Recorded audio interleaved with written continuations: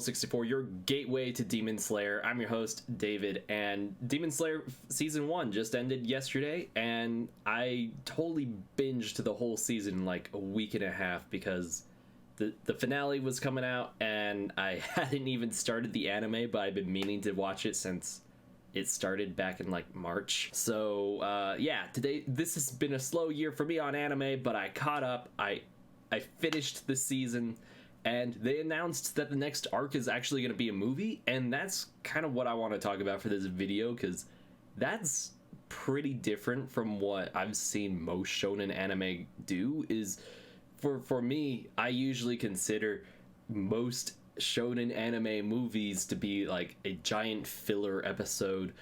Sometimes they'll be more like to align with canon, or like to, you know, give us some extra content for stuff we wish we saw. Like I know Naruto, they did the movie on like how he and Hinata got together and all that, which it's filler but could be considered canon. Whereas this is just like a giant mini season basically, because we're gonna get an entire arc in like, I don't know, I want to say a 2-hour long movie.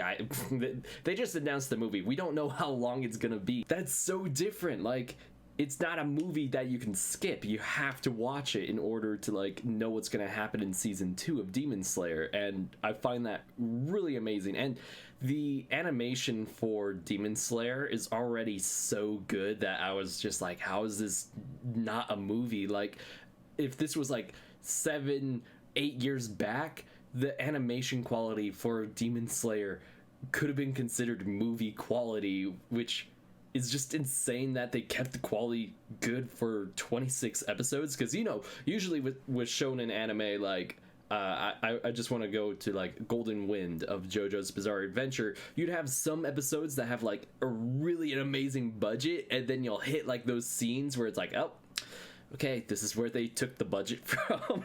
You know, they had to like go, hey, this scene's not as important, let's focus less on it and put more into like the crazy finale. But Demon Slayer was super consistent with their animation, and I applaud that so much. And the fact that they're bringing it into a movie now, I just wonder like how, like, if this is what they could achieve with 26 episodes, just having a normal budget there, like what is a movie budget Demon Slayer gonna look like? Like, it's gonna look freaking amazing. I really want to see like how this goes, mostly like with the community and all of that, because who knows, maybe like Dr. Stone or like some other shonen series, maybe My Hero Academia even would consider doing a movie that is straight from the source material, because, you know, there are some arcs in manga that deserve a whole movie treatment rather than, you know,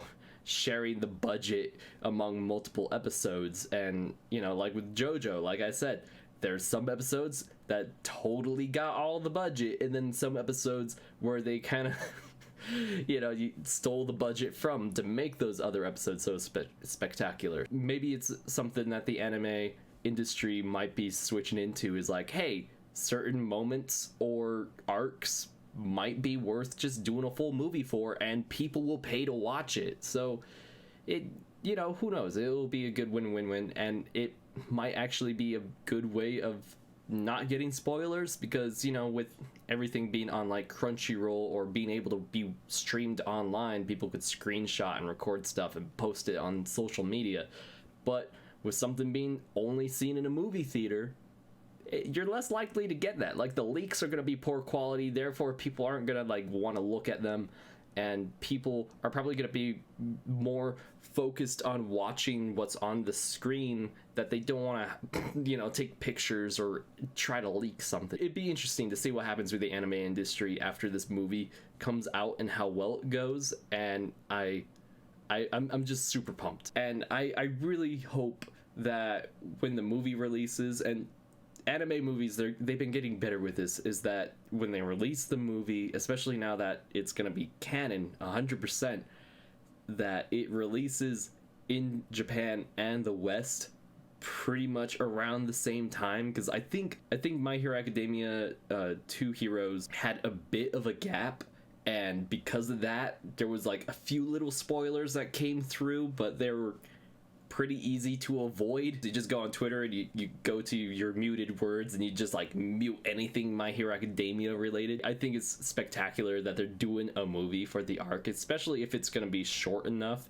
I don't know how long the arc is chapter wise, but considering that the anime being 26 episodes got through like 53 chapters ish of the manga, you know, give or take a couple chapters, episode 26 ended. Like, we've already seen chapter 53, so I guess chapter 54 or 55 is where you'd start reading.